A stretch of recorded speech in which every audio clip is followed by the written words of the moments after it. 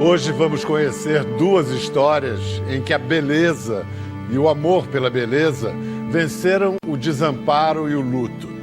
A primeira história é de um menino de rua que um dia, com sede, foi procurar água num palácio.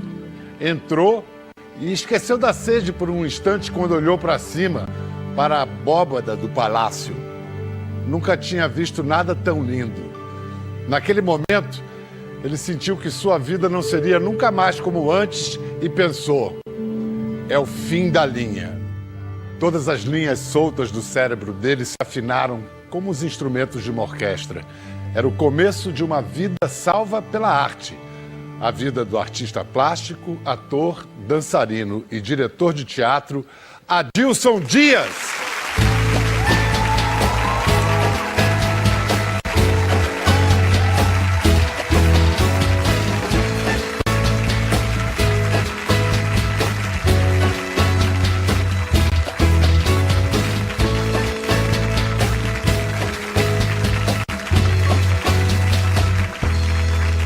A gente já vai chegar na parte do palácio, mas antes do palácio começa no casebre, vamos dizer assim, ou na casa simples. Na casa simples. Adilson, como é que... Você é um de 11 filhos de Dona Maria Cristina? Dona Hipólita. Descendente de índios. Isso, baiana. Baiana. De Ilhéus. Mas você nasceu no Rio de Janeiro. Eu nasci no Rio de Janeiro. Lá em Santa Cruz, lá onde o trem vai... Na verdade, eu nasci numa estação antes, é a estação Tancredo Neves, que é onde tem a comunidade do Antares. Sei. Aí eu vivi ali até 10 anos de idade, e aos 10 anos eu estudei no Colégio Otelo de Souza Reis, Bial, e já sabia ler. Olha que interessante. Quando eu friso isso, é porque uma criança pobre de comunidade, com 10 anos de idade, saber ler, naquela época, no início dos anos 90... Uma exceção. Era uma exceção, os adultos se assustavam, falavam, lê aqui pra gente, tal. Então, assim... Como é que foi essa sua infância? Dormia todo mundo no mesmo quarto? Como é era que aquelas antigas casas da Coab, né? Minha mãe era remanescente da favela da Maré. Sim. Ela morou na palafita da Maré, antigas palafitas que tinham na comunidade da Maré. Ela foi para o Antares e ali era aquela casa bem pequena, todo mundo dormindo no chão, e a gente acordava para ir no banheiro. Eu lembro, assim, muito criança acordando com medo de pisar nos meus irmãos, porque eram muitos, né? E o meu pai era um cara que trabalhava bastante, mas também se embriagava, era super mulherengo, aí sumia de casa, assim, 1 ano, 2, enfim. E era um pai um pouco ausente, mas era um cara que trabalhava, assim. E minha mãe era vítima de mim, né? Eu era muito levado. Você era uma peste? Cara, eu era terrível. Você era dos mais velhos ou dos mais novos? Eu sou dos mais novos. Na verdade, assim, minha mãe teve homens, aí depois veio menina, aí depois veio eu. E você era terrível, assim, de aprontar, tipo, fugir de casa? Pra caramba. Depois a minha mãe mudou pra Inhoaíba. E aí, quando chegou em Inhoaíba, que ela queria uma casa maior, era um descampado. Que também é ali naquela região. Que é também na região, perto. Santa Cruz. Santa Cruz, um pouco antes de Campo Grande. Sei. E aí ela queria uma casa maior e lá em Inhoaíba só tinha a linha do trem e aquele descampado. E aí eu chegava da escola, não tinha o que comer, tinha que esperar minha mãe ir num açougue pegar pelanca para fazer angu. E, enfim, dava meio-dia, eu dormia, não era de sono, era de fome. Eu chegava da escola, dormia com fome mesmo, que não tinha o que comer. E aí eu comecei a brincar na linha do trem. Foi na linha do trem que eu conheci o Jorginho, que não está mais em vida. Que era um moleque ali que brincava na linha do trem com a gente. Da tua idade também? Da minha idade. Eu acho que eu devia ter... Eu tinha 11 e o Jorginho tinha 14. Ele era, assim, uns 2 anos mais velho que eu e era mais safo. Tinha uma esperteza maior. E um dia você pegou o trem e foi pro centro da cidade? E fui pro centro... antes de eu pegar o trem, Biel, eu lembro que eu brincava na linha e eu via a linha sumir no horizonte. Sabe quando a linha do trem vai e some? E aí eu vi os adultos falar assim, amanhã eu tenho que descer para trabalhar. Aí eu falava, descer pra onde? E aquela curiosidade de criança, eu queria ver o que tinha no final da linha do trem. Era, sabe, parecia, tem que ir lá ver o que tem no final da linha do trem. Foi quando eu conheci o Jorginho, ele engraxava sapato na Central do Brasil. E você foi? E aí eu fui, falei, vambora. E aí você, imediatamente, você passou a morar na rua, ou ainda ia e voltava? Foi gradativamente, assim. Eu cheguei na Central, e aí tinha uma regra na época, quem engraxava sapato, quem passava droga. Eu tô falando de uma Central dos anos 90. Hoje a Central é um verdadeiro shopping. ali a minha regra era engraxar sapato, mas a gente também passava droga dentro da caixa de sapato. Então, quando o cliente botava o pé, a gente tirava a graxa e tal, ele falava, e aí, moleque, quer um dinheiro nesse bagulho aí? E a gente não podia fazer isso, a gente comercializava isso. E aí eu lembro que seu Chico era um cara que coordenava as crianças que engraxavam, levava a gente para um quarto de iluminação escuro lá atrás, sem iluminação, um quarto de fios, de fiação da central, fazia um corredor polonês, mandava a gente abrir o braço e vinha com a madeira, assim, dando madeirada nos braços, na cara. Foi na central que eu comecei a ganhar minhas primeiras coças, puxar minhas primeiras colas e fumar minhas primeiras maconha. Então, assim... E daí você acabou ficando de vez na rua. Ficando por ali. Só que aí você saiu da central e aí você foi para o outro lado, para Exatamente, exatamente. Na verdade, a central é o início ali, né, praticamente do grande centro. Então, eu não conhecia ainda o grande centro. E eu queria sair da central. De alguma forma, eu queria ver o que tinha lá fora. Aí você conheceu os meninos que viviam na rua, na Candelária. Depois que eu saí da central, eu vi aquele chafariz da Candelária, com aquela estátua daquela mulher assim, caindo água e as crianças... Eu falei, caramba, eu tô na Disney. Cara... E ali eu já conheci o Mancha, que é o Sandro, né, que assaltou 174... É o Mama, o Gambazinho, a Claudete, a Verônica... Wagner. O tempo que eu fiquei ali, Bial, passou diversos outros meninos que já tinham passado ali antes. A Candelária não era assim, nós somos a sociedade, os meninos... Imagina. Mas você se afirmou ali porque sabia ler. Chegou o cara que sabia ler. Tudo que eles achavam na rua, alguns sabiam ler, mas não entendiam o que lia. Tudo que eles achavam na rua, eles traziam para mim. Um dia trouxeram uma revista de avião. Aí eu já sabia o que era o Mirage, o MiG-21, o F-14 da Força Aérea Norte-Americana. Mesmo sem gostar de avião, mas era o que tinha ali para ler. Apareceram um dia com um catálogo de telefone. As páginas amarelas, para os jovens que não pegaram isso. O pré-Google. E aí, Bochecha, lê aí. Eu falei, cara, que só tem nome e número. Não, Bochecha, tem letra aí, rapaz. Lê aí pra gente. Eu falei... Galera, que só tem nome e número. Aí quando eu vi que o caldo ia engrossar, falei, beleza, senta geral aí, que agora o bagulho vai ficar doido. Eu botei a páginas amarelas no chão e comecei a inventar história. E eu andava todo sujo com aquelas páginas amarelas e quando o caldo engrossava eu falava, vai parar lá na Baía de Guanabara, entra numa pra tu ver. E aí ficou ali e eu queria assaltar. O Cado era um cara que ele tinha uma cicatriz assim no rosto e quando ele chegava perto de você e falava, quebrava um gargalho de garrafa e falava assim, ó, perdeu. Tu perdia na hora. Ele tinha um demônio no olhar, o bagulho era doido. E aí eu queria ser o Cado. Eu falei, cara, o Cado era o cara que eu me espelhava, porque eles falavam assim pra mim, fala grosso, Bochecha, fala igual um homem, rapá. E eu ficava com aquela parada, eu vou roubar, eu vou ser esse cara ali. E aí um dia eu acordei de manhã. Pode continuar? Pode. Pode. Galera, na verdade eu tô aqui tão emocionado. Imagina, cara. Meu amor. Tô muito emocionado. Tá nesse sofá aqui, que grandes personalidades, eu tô me sentindo gente. Vamos lá. Depois você corta isso. Eu tô na Globo. Aí o que aconteceu? Eu peguei um gargalho de garrafa. Aí o cara chegou e... Aí eu não vou assaltar não, vou assaltar sim. Aí fui pra região ali da Glória, peguei o gargalho de garrafa e tinha uma mulher dentro do carro dela, ouvindo... Aí tia, perdeu. Aí ela abriu a porta do carro, perdeu o quê, moleque? Me dá esse gargalho de garrafa aqui.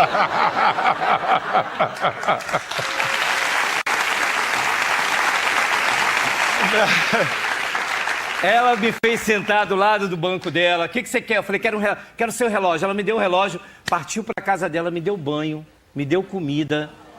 E o tempo inteiro, sabe o que eu ficava dentro da casa dela? Eu falava assim, cara, como é que eu vou fazer para levar aquela televisão? Porque eu tinha que roubar alguma coisa, porque eu queria voltar. Que idade você tinha aí? 12? Uns 12 anos 12. já. Bom, e você escapou da chacina, né?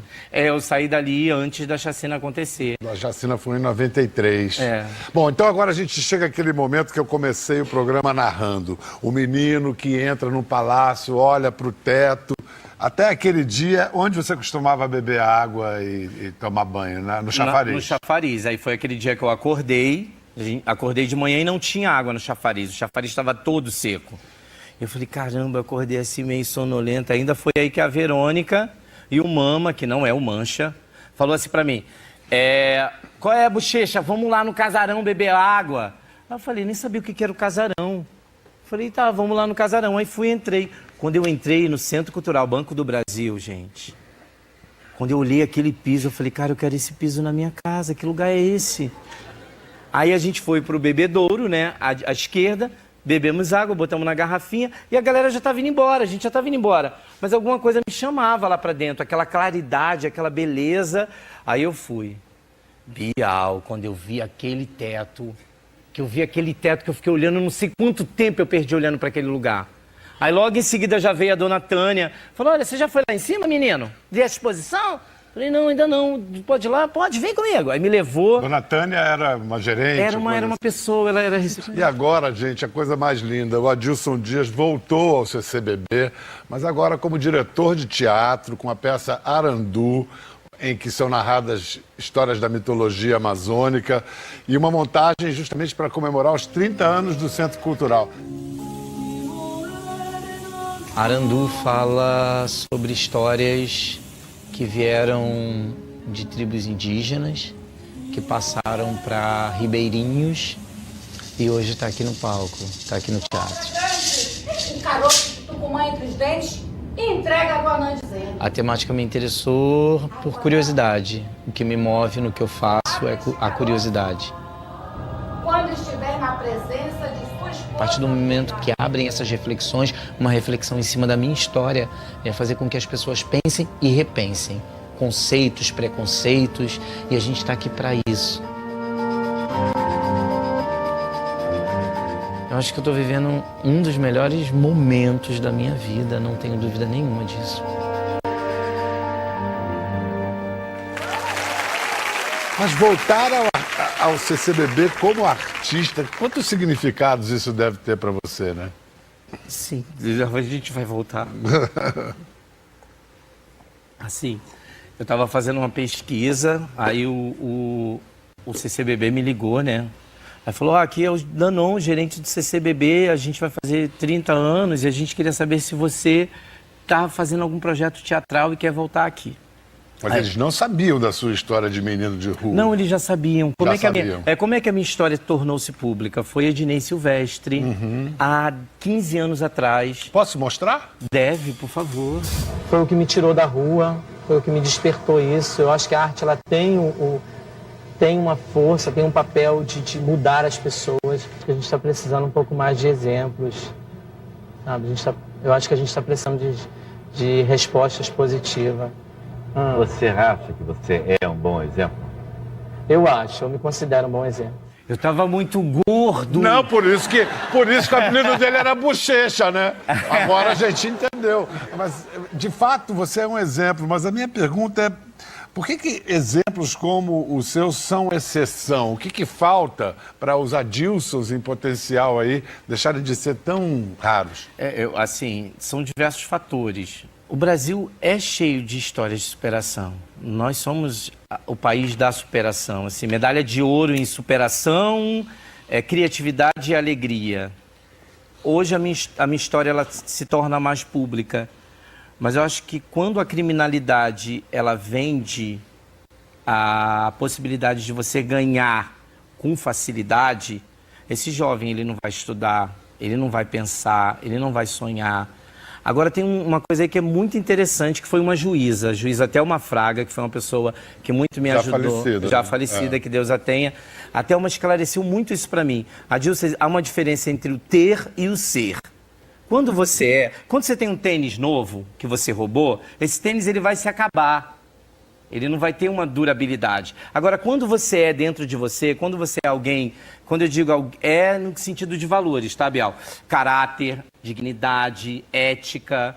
Quando você tem esses valores bem fundamentados dentro da sua cabeça, você é em qualquer lugar, você é em São Paulo, você é no Rio, você é aqui no sofá do Bial. Você não tem máscara, não tem como se mascarar.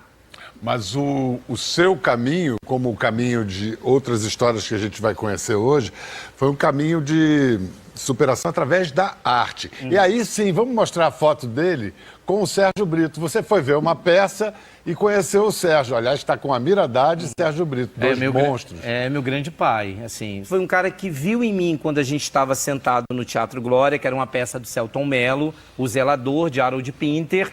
E aí ele viu em mim, a gente começou a falar sobre teatro Butô, Kabuki, que era um programa dele que eu tinha assistido. E aí ele falou assim pra mim, você não quer ir na minha casa? Aí me deu o telefone, o endereço dele. Aí eu falei, tá, poxa, vou procurar, não vou procurar. Fiquei na dúvida ainda e procurei o Brito. Cheguei lá, tava a equipe toda do Diário de Teatro, que era um programa muito extenso, enfim. E aí o Brito me pagava uma grana para eu ajudar a equipe, servir café, levar documento. Aí ele me deu um livro do Peter Brook e depois me deu uma bolsa para estudar teatro na Cal. Aí ele foi embora e ele sempre falava assim para mim, Adilson, você é uma pessoa de teatro. E você não só aprendeu, como obedeceu. Eu queria sapatear aqui, posso? Sapatear? É só se for pra já. Então vamos lá.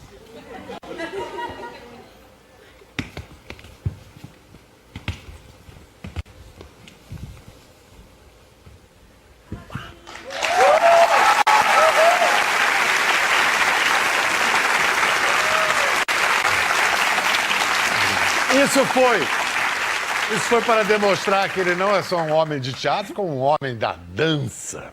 Mas vamos em frente. Na abertura do programa, eu disse que hoje a gente ia conhecer duas histórias em que a beleza venceu a dor. Essa orquestra que nos acompanha hoje é um exemplo de como a arte pode resgatar e incluir vidas e talentos perdidos. É a Orquestra Maré do Amanhã, fundada e dirigida por Carlos Eduardo Prazeres.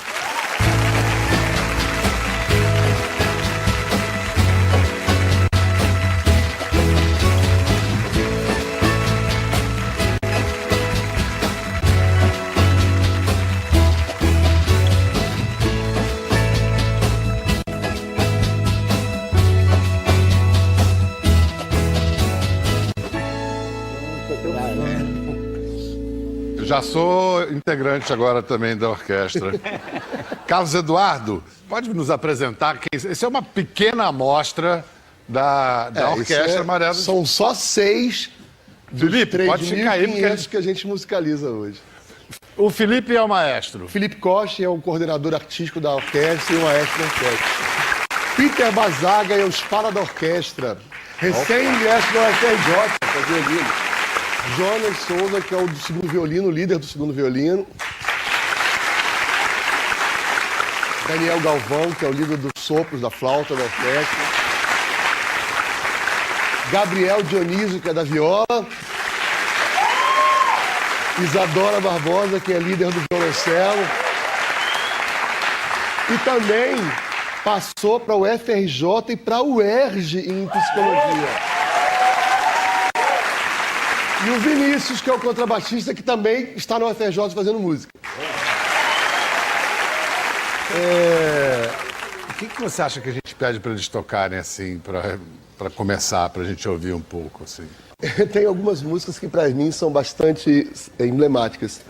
Mas nesse momento, a gente está fazendo em quase todos os concertos que a gente faz, porque é uma homenagem a uma pessoa que recentemente foi violentamente assassinada e que tinha uma importância dentro da Maré muito grande. E são todos da Maré? São todos da Maré. São todos da Maré. A Marielle Franco, que tinha uma posição de líder dentro da Maré bastante grande. O dia que ela morreu, eu vi essa molecada chorando, com dor. Ela era musa nos colégios onde eles se apresentavam. E aí eu falei para o Felipe, vamos fazer uma música que sintetize o que a Marielle queria pregar. E essa música sintetiza. Eu só quero ser feliz e poder andar tranquilamente na favela onde eu nasci. Entendeu? Ser respeitado. E isso pode ser tocado por orquestra? Ou qualquer coisa, Biel. Felipe, mostra pra gente como é que é.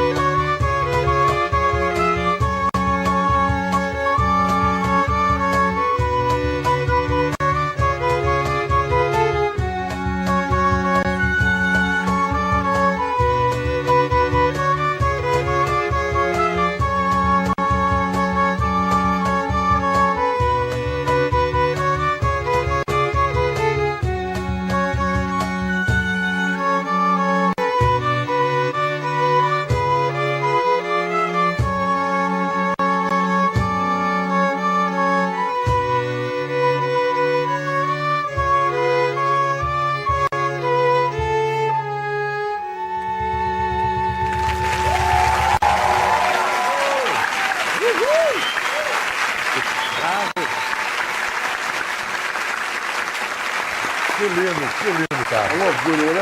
Que lindo, Carlos.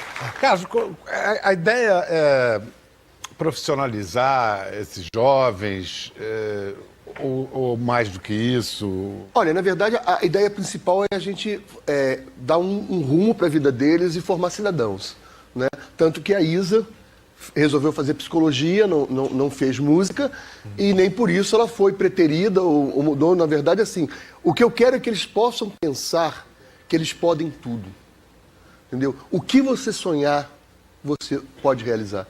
Entendeu? Isso é a lição que eu dou para eles. Você não dá só a lição, você dá a oportunidade para que isso aconteça, porque Essa isso é a aí grande todo diferença. mundo acredita. Mas cadê as oportunidades, né?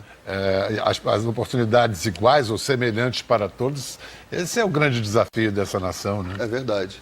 Você estava falando aqui um pouco antes sobre o que fez com que o Adilson chegasse onde chegou e não se tornasse um Sandro.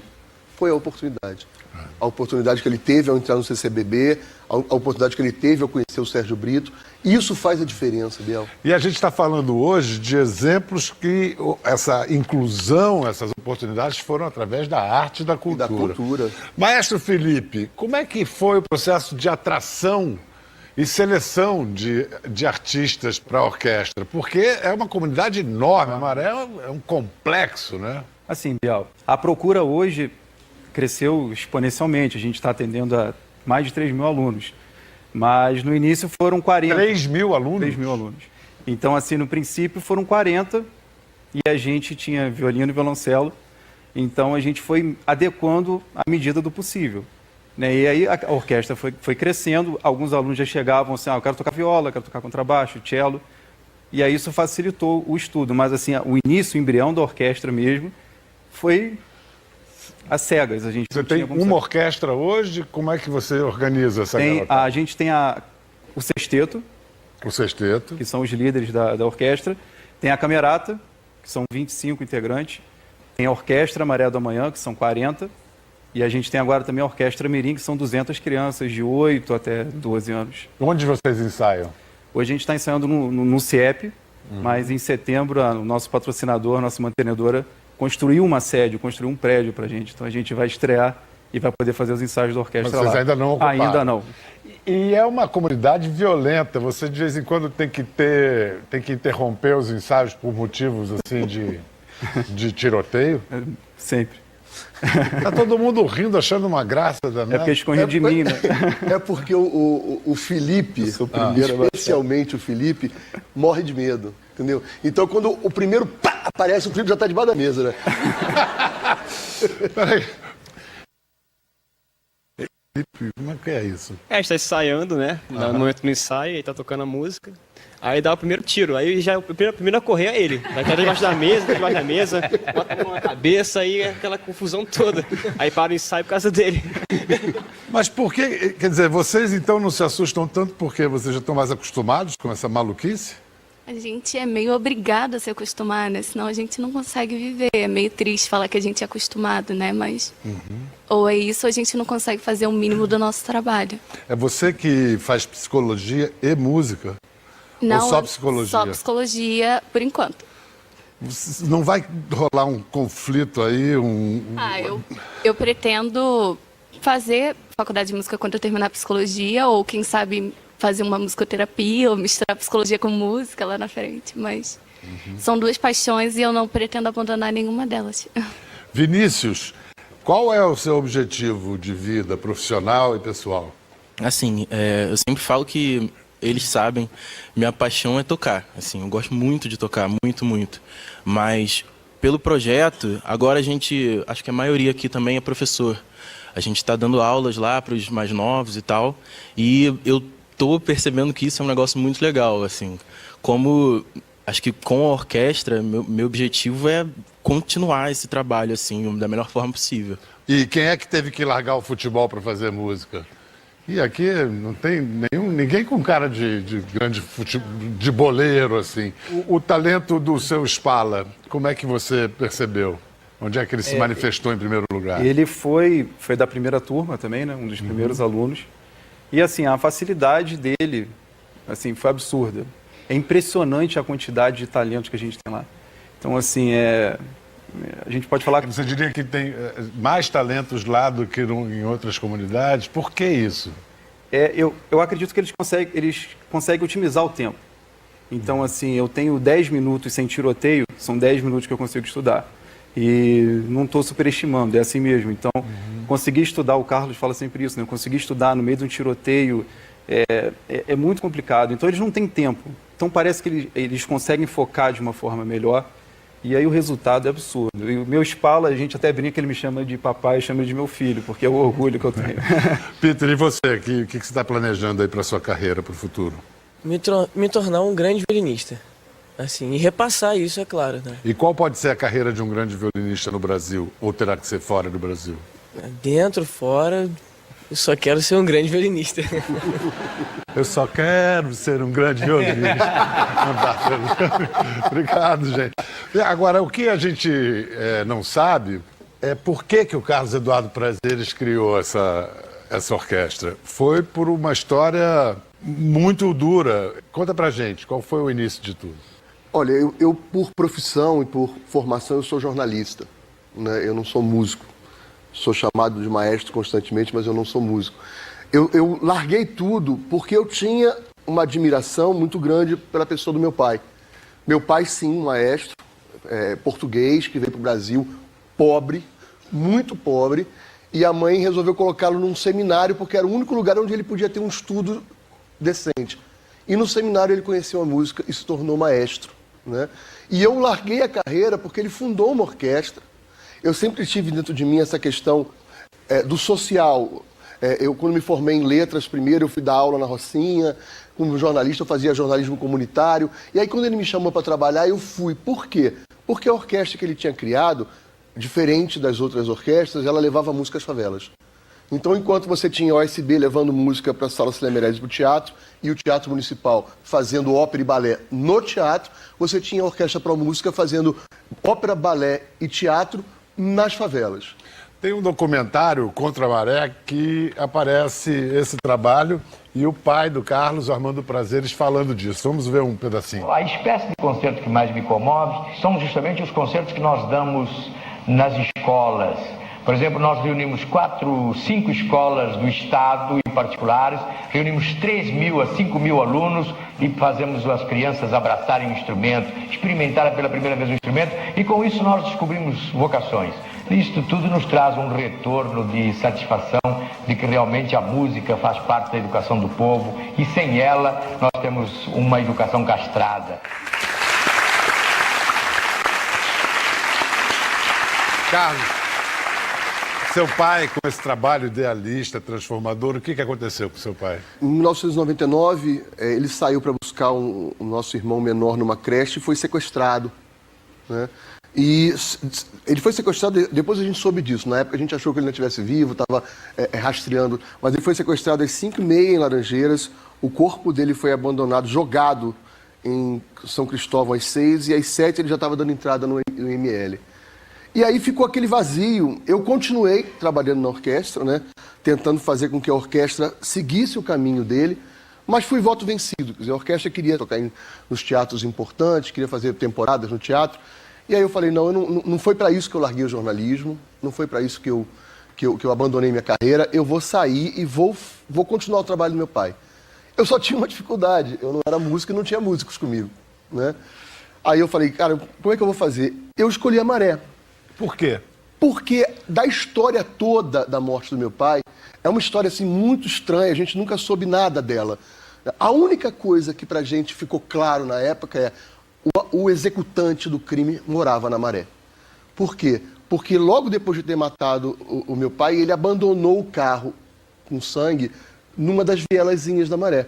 Então a polícia, à época, chegou à conclusão de que o executante, talvez não o mandante, mas o executante era morador da Maré. Por isso você quis fazer. Aí eu lá. falei, foi ali que interromperam, é ali que eu vou fazer ressuscitar o sonho dele.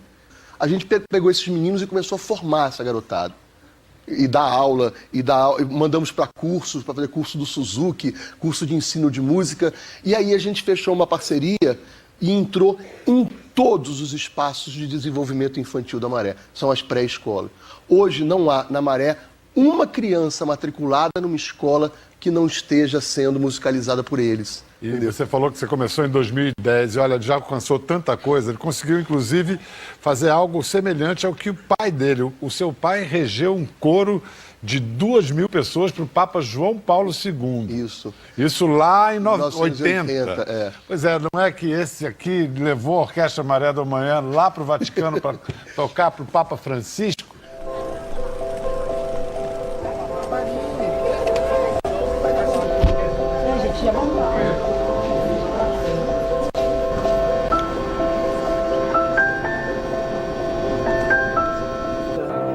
Essa orquestra está dividida como a história da humanidade. APDP. Antes do Papa, depois do Papa.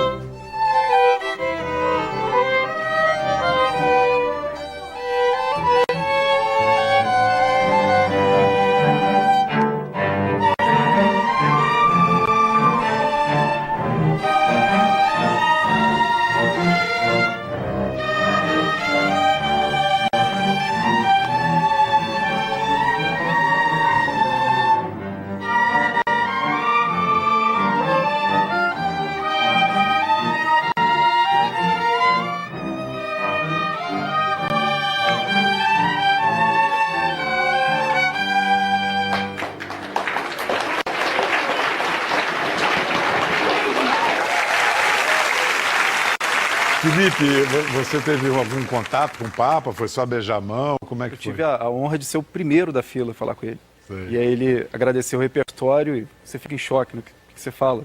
Alguns dos meninos estavam lá? De vocês Todos. aí? Todos vocês? Todos eles. Ah, então os dois que não falaram ainda vão me contar como é que foi. Você pediu alguma coisa pro Papa? Não, eu só queria a bênção dele mesmo. E o violino é tocado com as mãos, não deu uma tremedeira, não? É, mais ou menos. Deu um nervosismo assim, mas deu pra tocar. Legal. E você, a tua lembrança desse encontro? Então, nós não tivemos muito tempo para isso. Foi como chegar uns 2 segundos, mas aqueles 2 segundos apertando a mão dele já valeu a pena. E, assim, o nervosismo lá era grande, porque a gente, flautista, não pode rir, não pode fazer nada, só toca. Senão não sai o som. Mas aí deu tudo certo. E a respiração tem que estar... Porque se não respirar direito, não vai dar, não. Não, respirou errado é o diabo, é o contrário, não dá, não tá certo. Bom, a gente ouviu aí a música argentina, o tango, você falou na Asa Branca. Asa Branca. Tá aí uma boa ideia, né, Felipe, pra gente ir pro intervalo? Asa Branca?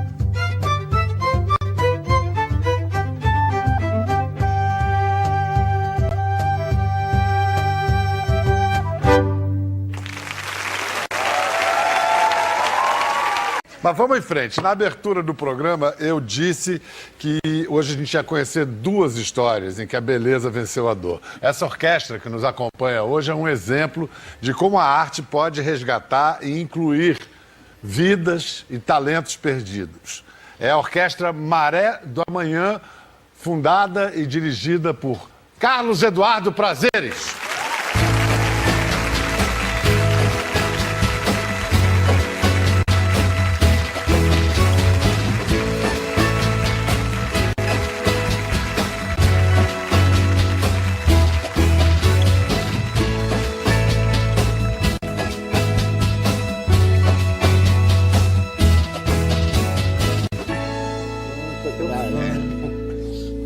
Já sou integrante agora também da orquestra. Carlos Eduardo, pode nos apresentar? Isso é uma pequena amostra da Orquestra Maré do... São só 6 Felipe, pode ficar aí, porque... que a gente musicaliza hoje. O Felipe é o maestro. Felipe Costa é o coordenador artístico da orquestra e o maestro da orquestra. Peter Bazaga é o espala da orquestra. Recém-ingresso no FRJ, fazer ali. Jonas Souza, que é o do segundo violino, líder do segundo violino. Daniel Galvão, que é o líder dos sopros, da flauta, da orquestra. Gabriel Dionísio, que é da viola. Isadora Barbosa, que é líder do violoncelo. E também passou para o FRJ e para o UERJ em psicologia. E o Vinícius, que é o contrabaixista, que também está no FRJ fazendo música. O que você acha que a gente pede para eles tocarem, assim, para começar, para a gente ouvir um pouco, assim? Tem algumas músicas que, para mim, são bastante emblemáticas. Mas essa, nesse momento, a gente está fazendo em quase todos os concertos que a gente faz, porque é uma homenagem a uma pessoa que, recentemente, foi violentamente assassinada, e que tinha uma importância dentro da Maré muito grande. E são todos da Maré? São todos da Maré. São todos da Maré. A Marielle Franco, que tinha uma posição de líder dentro da Maré bastante grande. O dia que ela morreu, eu vi essa molecada chorando, com dor. Ela era musa nos colégios onde eles se apresentavam. E aí eu falei para o Felipe, vamos fazer uma música que sintetize o que a Marielle queria pregar. E essa música sintetiza. Eu só quero ser feliz e poder andar tranquilamente na favela onde eu nasci. Entendeu? Ser respeitado. E isso pode ser tocado por orquestra? Ou qualquer coisa, Biel. Felipe, mostra pra gente como é que é.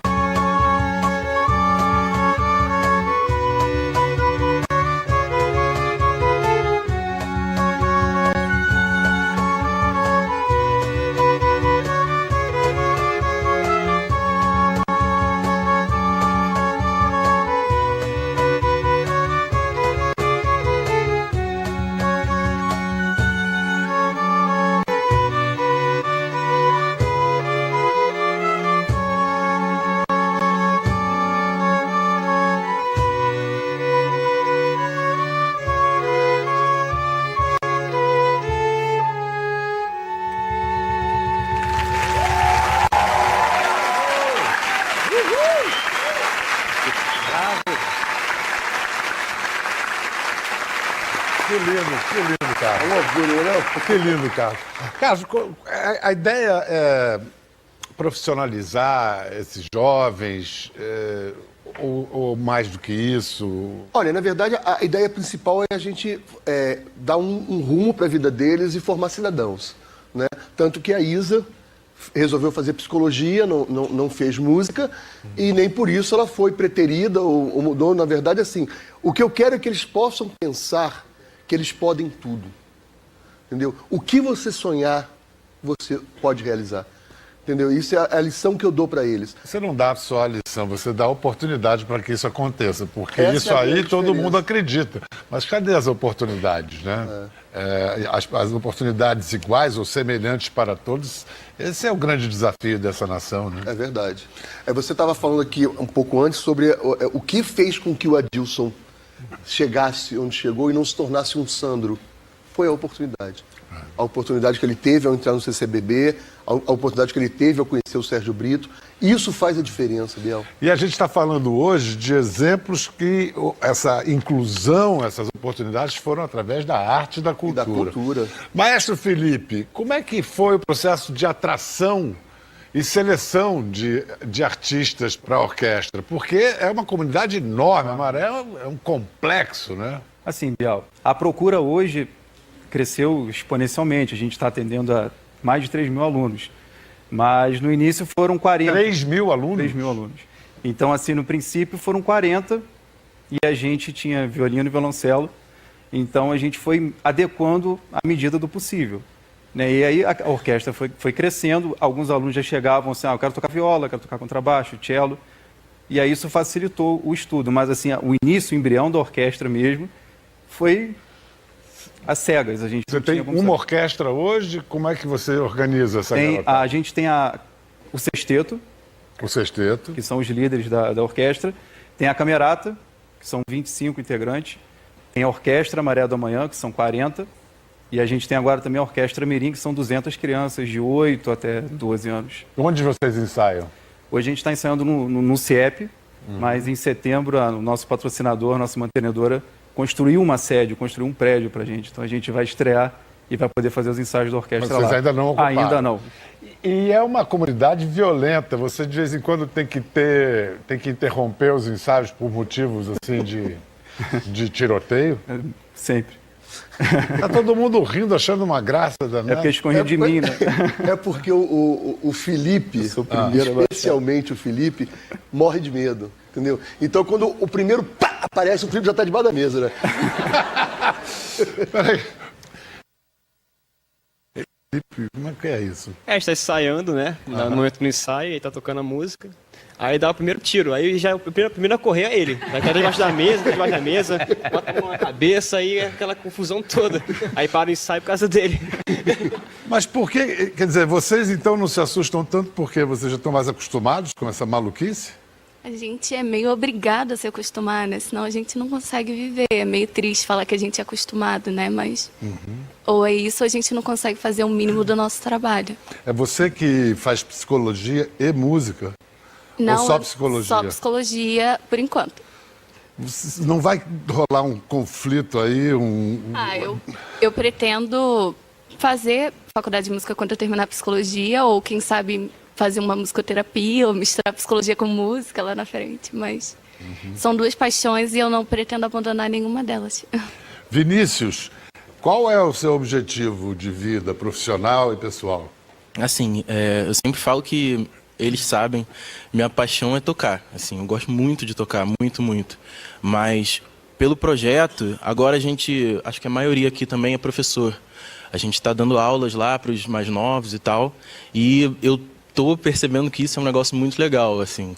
Como, acho que com a orquestra, meu objetivo é continuar esse trabalho, assim, da melhor forma possível. E quem é que teve que largar o futebol para fazer música? E aqui não tem ninguém com cara de grande de boleiro, assim. O talento do seu Spala, como é que você percebeu? Onde é que ele se manifestou em primeiro lugar? Ele foi da primeira turma também, né? Um dos primeiros alunos. E, assim, a facilidade dele, assim, foi absurda. É impressionante a quantidade de talentos que a gente tem lá. Então, assim, A gente pode falar que... Você diria que tem mais talentos lá do que em outras comunidades? Por que isso? Eu acredito que eles conseguem otimizar o tempo. Então, assim, eu tenho 10 minutos sem tiroteio, são 10 minutos que eu consigo estudar. E não estou superestimando, é assim mesmo. Então, conseguir estudar, o Carlos fala sempre isso, né? Conseguir estudar no meio de um tiroteio é muito complicado. Então, eles não têm tempo. Então, parece que eles conseguem focar de uma forma melhor. E aí o resultado é absurdo. E o meu Spala, a gente até brinca, ele me chama de papai, eu chamo ele de meu filho, porque é o orgulho que eu tenho. Peter, e você? O que você está planejando aí para sua carreira, para o futuro? Me tornar um grande violinista. Assim, e repassar isso, é claro, né? E qual pode ser a carreira de um grande violinista no Brasil? Ou terá que ser fora do Brasil? Dentro, fora, eu só quero ser um grande violinista. Eu só quero ser um grande violinista. Obrigado, gente. Agora, o que a gente não sabe é por que o Carlos Eduardo Prazeres criou essa orquestra. Foi por uma história muito dura. Conta pra gente, qual foi o início de tudo?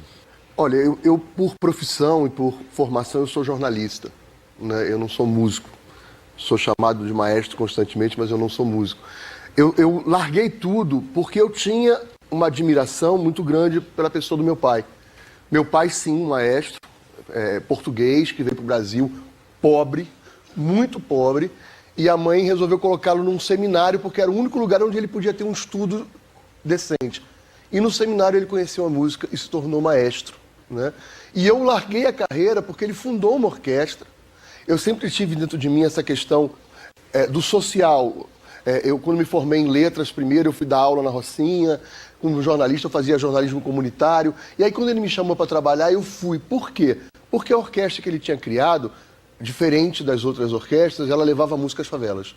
Então, enquanto você tinha a OSB levando música para a Sala Cília Meirelles para o teatro e o Teatro Municipal fazendo ópera e balé no teatro, você tinha a Orquestra Pro Música fazendo ópera, balé e teatro nas favelas. Tem um documentário, Contra a Maré, que aparece esse trabalho e o pai do Carlos, Armando Prazeres, falando disso. Vamos ver um pedacinho. A espécie de concerto que mais me comove são justamente os concertos que nós damos nas escolas. Por exemplo, nós reunimos 5 escolas do estado e particulares, reunimos 3.000 a 5.000 alunos e fazemos as crianças abraçarem o instrumento, experimentarem pela primeira vez o instrumento, e com isso nós descobrimos vocações. Isto tudo nos traz um retorno de satisfação de que realmente a música faz parte da educação do povo e sem ela nós temos uma educação castrada. Carlos, seu pai, com esse trabalho idealista, transformador, o que aconteceu com seu pai? Em 1999, ele saiu para buscar o nosso irmão menor numa creche e foi sequestrado, né? E ele foi sequestrado, depois a gente soube disso. Na época a gente achou que ele não estivesse vivo, estava rastreando, mas ele foi sequestrado às 5h30 em Laranjeiras. O corpo dele foi abandonado, jogado em São Cristóvão às 6h, e às 7h ele já estava dando entrada no ML. E aí ficou aquele vazio. Eu continuei trabalhando na orquestra, né, tentando fazer com que a orquestra seguisse o caminho dele, mas fui voto vencido. Quer dizer, a orquestra queria tocar nos teatros importantes, queria fazer temporadas no teatro. E aí eu falei, não foi para isso que eu larguei o jornalismo, não foi para isso que eu abandonei minha carreira, eu vou sair e vou continuar o trabalho do meu pai. Eu só tinha uma dificuldade, eu não era músico e não tinha músicos comigo, né? Aí eu falei, cara, como é que eu vou fazer? Eu escolhi a Maré. Por quê? Porque da história toda da morte do meu pai, é uma história assim muito estranha, a gente nunca soube nada dela. A única coisa que pra gente ficou claro na época é o executante do crime morava na Maré. Por quê? Porque logo depois de ter matado o meu pai, ele abandonou o carro com sangue numa das vielazinhas da Maré. Então a polícia, à época, chegou à conclusão de que o executante, talvez não o mandante, mas o executante era morador da Maré. Por isso você quis fazer. Aí eu lá. falei, foi ali que interromperam, é ali que eu vou fazer ressuscitar o sonho dele. A gente pegou esses meninos e começou a formar essa garotada. E dar aula, mandamos para cursos, para fazer curso do Suzuki, curso de ensino de música. E aí a gente fechou uma parceria e entrou em todos os espaços de desenvolvimento infantil da Maré. São as pré-escolas. Hoje não há na Maré uma criança matriculada numa escola que não esteja sendo musicalizada por eles. E você falou que você começou em 2010 e olha, já alcançou tanta coisa. Ele conseguiu, inclusive, fazer algo semelhante ao que o pai dele. O seu pai regeu um coro de 2.000 pessoas para o Papa João Paulo II. Isso lá em 1980. Pois é, não é que esse aqui levou a Orquestra Maré da Manhã lá para o Vaticano para tocar para o Papa Francisco?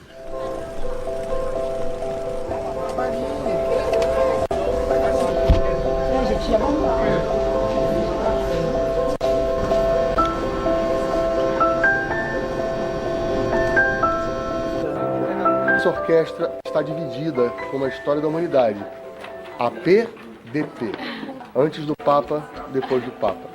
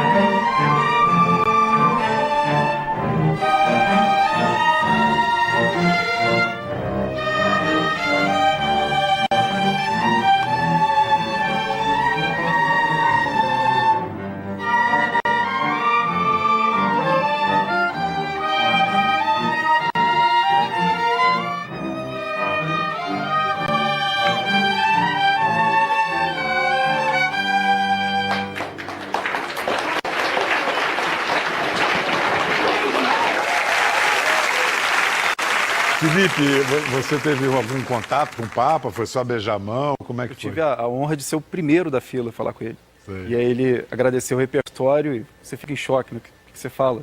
Alguns dos meninos estavam lá? De vocês Todos. Aí? Todos vocês? Todos eles. Ah, então os dois que não falaram ainda vão me contar como é que foi. Você pediu alguma coisa pro Papa? Não, eu só queria a bênção dele mesmo. E o violino é tocado com as mãos, não deu uma tremedeira, não? É, mais ou menos. Deu um nervosismo assim, mas deu pra tocar. Legal. E você, a tua lembrança desse encontro? Então, nós não tivemos muito tempo para isso. Foi como chegar uns 2 segundos, mas aqueles 2 segundos apertando a mão dele já valeu a pena. E, assim, o nervosismo lá era grande, porque a gente, flautista, não pode rir, não pode fazer nada, só toca. Senão não sai o som. Mas aí deu tudo certo. E a respiração tem que estar... Porque se não respirar direito, não vai dar, não. Não, respirou errado é o diabo, é o contrário, não dá, não tá certo. Bom, a gente ouviu aí a música argentina, o tango, você falou na Asa Branca. Asa Branca. Tá aí, uma boa ideia, né, Felipe, pra gente ir pro intervalo? Asa Branca?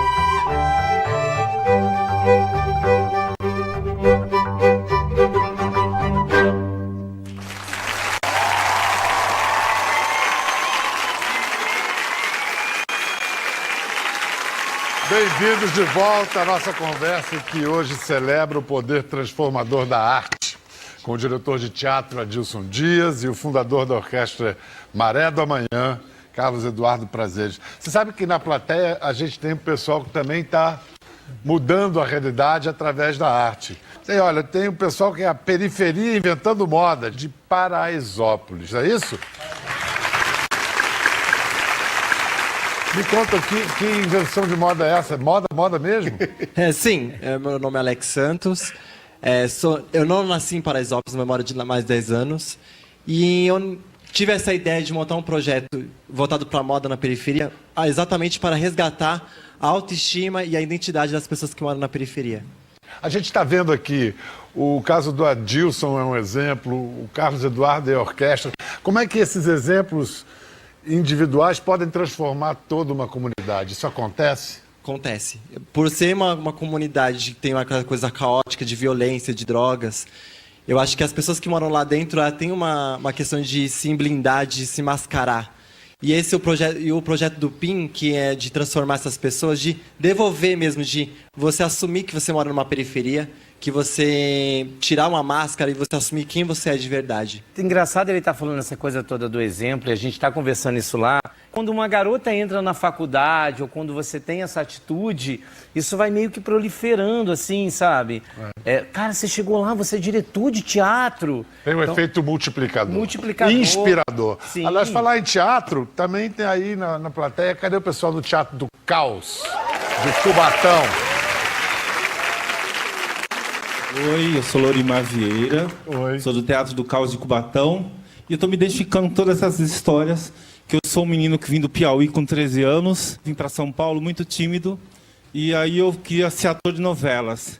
E aí eu falei assim, para ser ator de novela tem que fazer teatro. E descobri que minha vida é o teatro e eu tive muita dificuldade para começar. E hoje eu criei uma ONG chamada Teatro do Caos lá em Cubatão. Nós somos o único teatro da cidade, porque a cidade tenta há 30 anos fazer um teatro, não conseguiu fazer.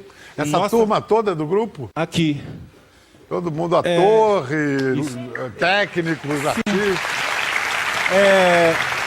Nos últimos anos, nós formamos 150 atores profissionalmente, com reconhecimento pelo SATED SP, mas o principal trabalho é o trabalho social de pegar criança e adolescente da rua, em área vulnerável, e levar para fazer teatro. E a gente está salvando vidas, que nem você fez. Já chegamos a ter 500 alunos, hoje nós só temos 150, porque o patrocínio é pouco, mas está com ideia de crescer e voltar, porque é uma demanda muito grande, a cidade é muito carente, e a gente está muito feliz de estar...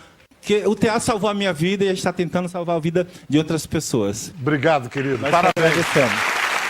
Você falou em Portugal, eu não vou contar nem que me cortem o pescoço, que esse aqui está tentando ir para Portugal, mas está faltando o quê? A gente ainda está correndo atrás das passagens. Eles resolveram juntar o dinheiro deles como professores de música e a gente já tem o dinheiro para hospedagem, alimentação, traslado. só nos falta a passagem. E é interessante assim, por que Portugal? Como eu disse no início, meu pai é português, e ano que vem, em 2019, a gente relembra os 20 anos do assassinato dele. E eu botei na minha cabeça que eu quero, no dia da morte dele, 14 de janeiro, eu vou estar tocando na cidade onde ele nasceu, Arouca, entendeu? Em Portugal, que é, para mim, bastante emblemático. Esse projeto nasceu da inspiração dele. Não fosse o que ele me passou, eu não estaria lá hoje ensinando para eles, entendeu? Só faltam as passagens. Só. Alguém que tem como bancar essas passagens está te ouvindo nesse momento. Amém. Chegou no Papa, imagina. Gente, muito obrigado. Obrigado ao PIN, é assim? Ao Teatro do Caos, obrigado a Dilson. E muito obrigado ao Sexteto, coisa mais linda, Maestro Felipe. O que a gente vai ouvir agora? O Barquinho, junto com a sua brilhante vai juntar banda. o Sexteto com a banda do Bial. Sensacional. Uau.